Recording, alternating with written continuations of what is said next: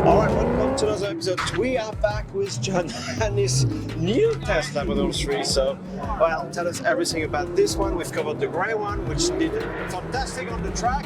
But I think you just outdone yourself with this one today at the Optima Series race. Tell us everything about the car and what you just did right now.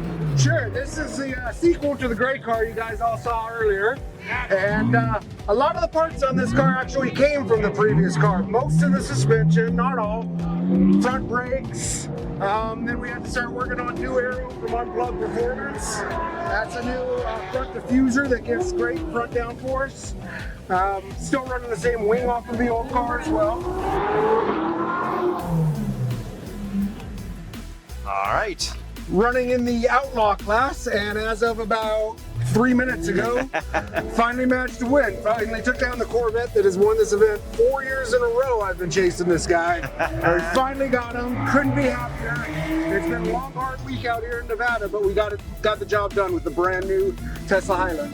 All right. So the good thing about the series you're doing, you don't need to bring any upgrade as far as a roll cage or anything in the car. You can still daily drive the car and take it on the track and beat everyone. All those highly modified Corvettes, Mustangs, Camaros, and you just kill them all. I mean, I just beat a guy with a tube chassis, big aero, over 800 horsepower Corvette. With my daily driver that I drove here from San Diego. We're gonna drive it back to San Diego. You know, we drive it all over the Western U.S. to race, That's fantastic. And it can run with anything. So you've done quite a few upgrades, and do you think your car, as it is now, gets a few extra seconds off the time you would get if it was fully stock? Oh, absolutely. Yeah. So tell us about the different stages you went through upgrading the car. So you guys saw the old car, and it retired after this event last year. That was its third time at the Invitational and fifth season of racing it. And so parked that one and started taking it apart, basically. Most of the front suspension, most of the rear suspension, the coilovers. I had to get the little active damper canceller that works with the Highlands. I took my big brakes off the old car. So a lot of the parts are sourced from the old car. However, the Highlands handle a bit different. They have a different balance to them. All the power that was added to these cars is in the rear motor. The front motor is the same. Okay. So it's just inherently a more tail-happy car. Which is good. So even though mostly the same parts, a lot of the tuning has kind of evolved to a different balance. What's really interesting is you can use the same components, the suspension component from the older car, which was a 5-year-old Tesla Model 3, to this new one. So the ways they've actually upgraded the car from factories mainly on the dampers themselves, and the geometry is about the same as it was before. Correct. But on the original car, it's really comfort. It has a big comfort, but you can also take it on the track and push it. Obviously, not as far as you've done with these upgrades. So seat delete to gain a few pounds. And same with the frunk. Okay, so you've removed the tub. Yeah. Okay. Let's talk about the wheels. Sure. Okay. Tell us everything about the alloys, the rims, and the tires themselves. We've got the Unplugged Performance Pike spec wheels that were originally for the Model S, but they're double drilled and will also fit a Model 3. Okay, cool. And so that's a 19 by 11. And this week I was running 305, 30, 19 Bridgestones all around. Sometimes I'll run 18 by 11 with Yokohama tires as well. So how do you decide which tire to use depending on the track? Mostly based on weather. Okay. If it's going to be a cold weekend, Yokohamas are usually the best choice in cold and wet. If it's going to be like this, where it's kind of an average temperature week, then I like the Bridgestones. Sometimes in Southern California, we'll get up over 100 degrees when we're racing, in which case like a Vtor tire does really well in intense heat. So I usually just kind of keep watching the weather forecast a couple weeks out and make my decision that way. But sometimes I'll change my mind on tires the day before an event. Okay. So do you have several sets of wheels, or you just fit the tires you need on that weekend? I have several sets of wheels. Unplugged likes me to run their wheels, so like the Koenigs that I have, they are kind of more for practice and local stuff. But yeah, I'll usually kind of have some fresh sets. piled up in the kitchen. My wife's very understanding and supportive. So, right now I've got a set of V-Tours, a set of Bridgestones, and a set of Yokohamas in the house. Yeah, to keep them at the right temperatures, away from the UV. Exactly. The old ones go in a plastic shed outside, and they go down quick like that. So inside, again, no modification. How do you feel about the seats? So they are more like a bucket seat nowadays on the performance car. How do you feel about them? I definitely like the new seats. It's a good balance. The old one, people would comment I'd be kind of moving around in them. Yeah, but I kept them because I daily drove the car. These ones are a really nice compromise. I mean, they're very much raceable, very much drivable. So you can race and still use the cooling seats. That's a big deal, because definitely. Today is really hot. Definitely. So, yeah. What are the next modification you anticipate doing on the car? I'm waiting on more body work. It's the next thing I'd love to have would be some wide body front fenders.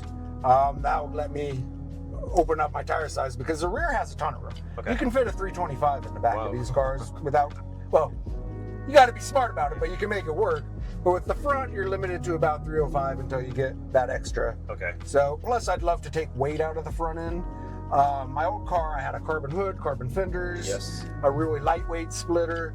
And that shifted my balance towards the rear, made it a little bit more like a Porsche. And that made for a really sharp steering, really crisp turning. This car still doesn't quite have that. It's not as good of an autocross car as my old car yet, but it's a better track car and it's a better speed stock car. Okay. So that's 2 out of 3. Okay, good, perfect. And same thing, do you change the width of the tire depending on the track, the temperature, or you run the same size overall? Pretty much fit as big as I can. Okay. But yeah, I'd love to keep expanding out from here where I'm at. So. Are there options already as far as larger wings, like carbon fiber wings from Unplug or other vendors? Yeah, there's some stuff coming to market. Everything that's for the Highland specifically, I feel like was developed for like the base model cars. Okay. And the Performance has a different front end, so that kind of limits your options. Just waiting on it, really. Okay. I would love to have some more stuff like that coming, but in the meantime, I'm limited on wing size by the class rules. I could have up to a 14-inch cord. The Mountain Pass wing that I use is like a 12-inch cord, so that's pretty close. Pretty good, yeah. There's not an off-the-shelf 14 that I've found, so I'm happy with the rear. Do you know how much lower the car is with the new suspension?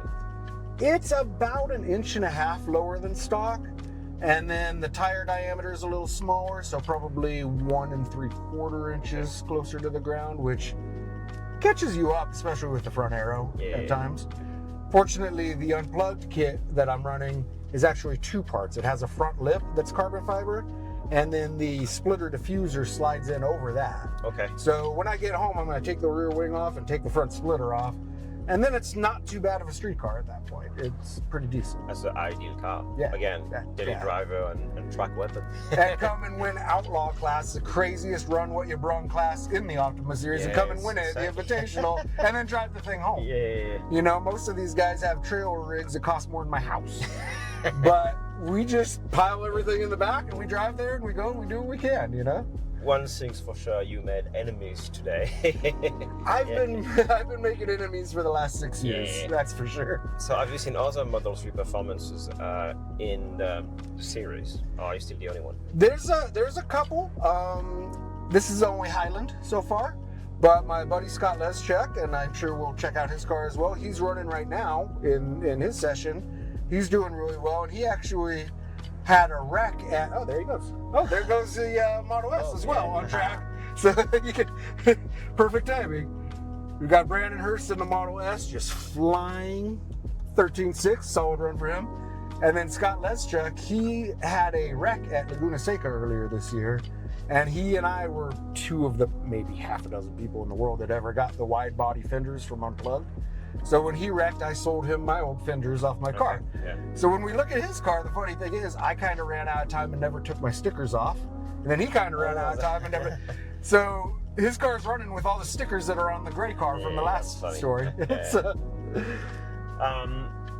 Did you consider opting for a Model Plaid, like Model S Plaid, or you want to stick to the Model 3 for maybe the weight, the size of it?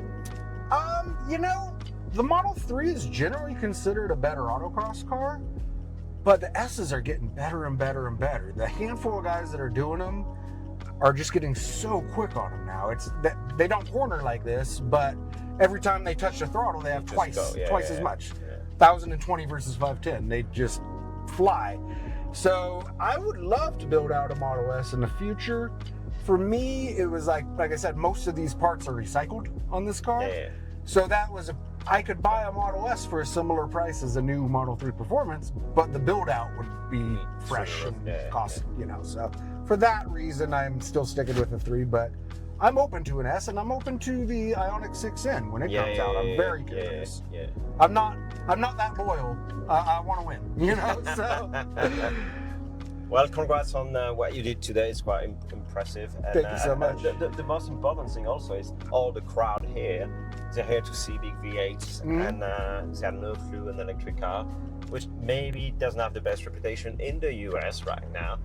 Can beat them all. Yeah. And you could do this all day. Yeah. And I mean, in this segment right now, we started the week with a whole lot of cars, but this has been a week of high attrition. We've probably lost well over a dozen cars have broken. I mean, half of my class was broken on Sunday. So, which the Teslas don't tend to do. We tend to finish, you know.